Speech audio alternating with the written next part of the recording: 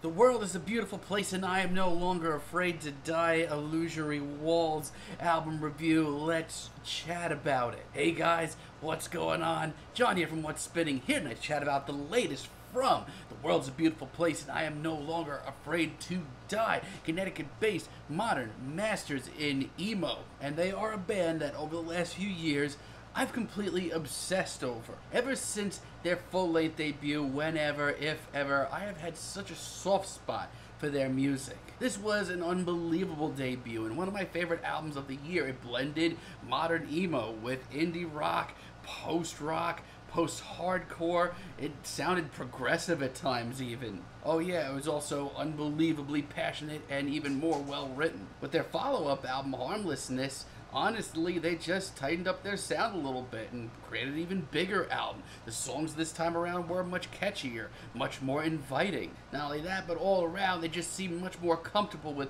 what they were doing. Now, the last time we heard from them was with 2017's Always Foreign, and this is an album, call me Pitchfork, because I would like to change my score on this album.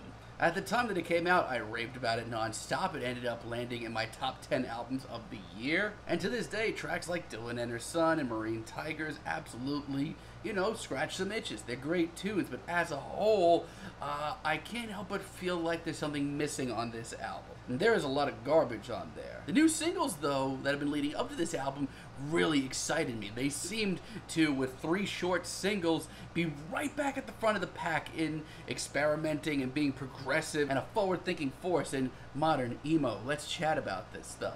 A lot of this album actually shows them getting back to basics and realizing what they do best. This album starts off with Afraid to Die. I mean, this is just about as good of an intro from this band that you can expect. It's got the cinematic edge of their last few projects, but it also has the emotional side of it too. And no, it's not the most wild or thunderous or catchy start, but it really sets the mood nicely. It reminds me who I'm dealing with. It gets me pumped to listen to the rest of this album. Not only that, when that riff comes crashing in though late in the track, honestly, I feel like I just woke up from a nap and remembered everything I once loved about this band. It's passionate, it's dramatic, and it's pretty damn epic. On the other hand, Queen Sophie for President is the exact opposite. This is just a really great single. It's strangely anthemic, it's super catchy, but at the same time, it does have some of the more progressive elements that they were dealing with a few years ago. But it's just so fearless, and I love the gratuitous use of synths on this track. This is genuinely some of the most compelling emo I've heard all year. Then we have Invading the World of the Guilty as a Spirit of Vengeance, and let me tell you, this is far from the most accessible thing here. This shows them going back to their roots, bringing back practically a math rock sound. And you know what? It actually took a while for me to grow on me, this track. I remember it wasn't really rubbing me the right way the first few times I heard it, mostly because of just how dense it is, how much is happening here. Once again, the incredible risks the band takes, the fearlessness of it, that does rub me the right way. It's actually brought me around to loving this track. Then we have Blank Drone, and you know what? My cap is off to them for this, in a time where I feel like so many bands have lost the sight of the interlude, the instrumental interlude, the bridging the gap track. The world is a beautiful place, and I am no longer afraid to die here. Nail it with this one. The track is atmospheric, it is beautiful, it is emotional. Not only that, but it also makes a hell of a statement. It just ties together this album so nicely. Then we have We Saw Birds Through the Hole in the Ceiling. This is probably one of the most post-rock influenced tracks here. This is a shimmering twilight track that just, makes me feel warm and cozy. I mean, from a Serenity stance alone, I think it's worth a listen. But don't let your guard down, because this track really picks up pretty heavily in the second half, and it gets pretty wild, actually. It's pretty awesome. Like I said, a lot of this album just shows the band, reminding you who the hell they are. Died in the Prison of the Holy Office, really great as well. This is the sort of track that you just need to sit back and listen to and let it enfold you. It's seemingly shifting by the second, but as it progresses, it just really brings in every great element of their sound. The progressive, fearless nature to it, the incredible lyrical performances that are just so friggin' visual. The sheer passion here as well, and not only that, but I feel like it's one of the most urgent tracks here. It constantly shifts and doesn't seem comfortable in its own skin until its message is delivered. And I really love Trouble as well, even if it's probably the most straightforward track here. It's passionate as hell. It is bold. This chorus is freaking huge. I feel like this is a great medium for the band because it is super catchy. It is one of the more straightforward tracks here, but it also takes things in from different genres that you don't usually expect to hear in emo. And when that riff comes crashing in the second half of this track, that is money. Now, I've been talking pretty highly about this album, but that makes it that much harder for me to rate. This album, you know, starts off very strong, and all the pluses that I just said, you know, I can't take that away from this album. There's a lot going for it. There's a lot of great ideas here, but there are some really, really, really big mistakes in the second half of this album that just take away a lot of the magic for me. Your Brain is a Rubbermaid, this track is pretty rough.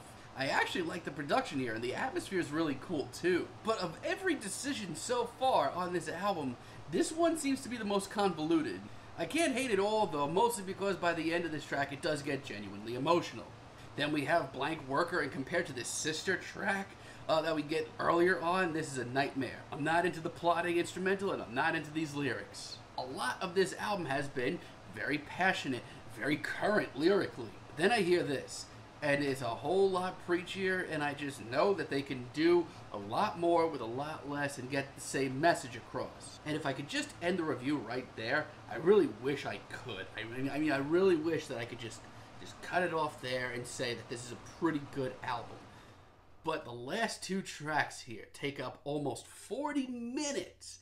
40 minutes. These are 2 plus 15-minute tracks. The latter, which is just about 20, that are just really, really, really rough. And listen, I have no issue with the band taking the longer track route. They have proved that over the years that their sounds and their style absolutely constitute for a longer sound. But this first one, Infinite Josh, is so drawn out. And lyrically, yeah, there are actually a lot of great moments, but by, I don't know, minute 7, I feel like the message here is conveyed in this track and go about its day.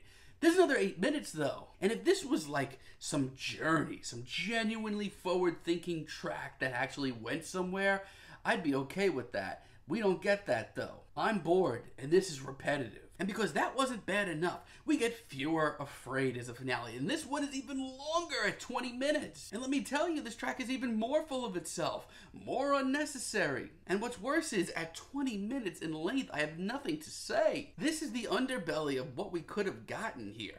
This is the underbelly of what this band could have been for the last 10 years. I mean, thankfully, there's a good hunk of this album that is very, very good, and so far ahead of the pack still as far as modern emo goes. These guys are still a fantastic band. But the last 40 minutes of this hour and 10-minute album are completely misguided and really, really hard to sit through. Do yourself a favor, proceed with caution.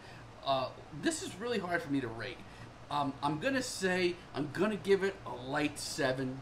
Like the very lightest 7 imaginable, but let me tell you, proceed with caution, and if you can skip the last 2 tracks, you'll probably enjoy the album a lot more. But that's just me. You might love this thing a whole lot more, but I'm feeling light 7 for now. Let me know what you guys think down below. If you liked the video, be sure to give us a like, give us a subscribe, and let me know down below what you would like for me to chat about in the future.